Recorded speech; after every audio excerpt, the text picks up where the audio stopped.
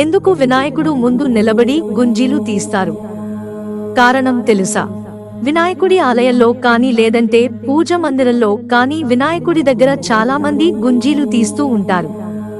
అయితే ఎందుకు వినాయకుడు ముందు నిలబడి గుంజులు తీయాలి అనే విషయాన్ని ఈ రోజు తెలుసుకుందాం. శ్రీ మహావిష్ణువు మేనల్లుడు అయిన గణపతికి గిఫ్ట్స్ ని తీసుకొస్తూ ఉండేవారు. అయితే బహుమతులు చూపిస్తూ విష్ణుమూర్తి సుదర్శన చక్రాన్ని వినాయకుడి పక్కన పెట్టగా వినాయకుడు ఆ సుదర్శన చక్రాన్ని తొండంతో తీసుకుని తినేస్తారు. సుదర్శన చక్రం ఏది అని అడిగితే మింగేసినట్లు చెప్తారు వినాయకుడు.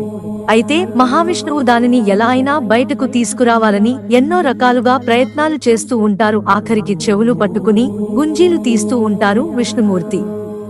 అప్పుడు ఆనందం వేసి పెద్దగా నవ్వుతాడు వినాయకుడు.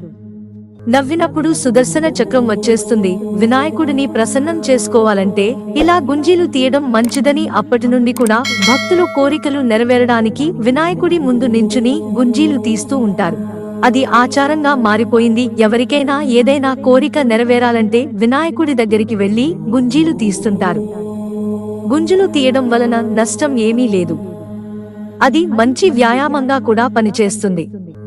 అయితే ఎప్పటి నుండే కూడా ఇలా వినాయకుడు ముందు నిలబడి గుంజులు తీయడం జరుగుతుంది.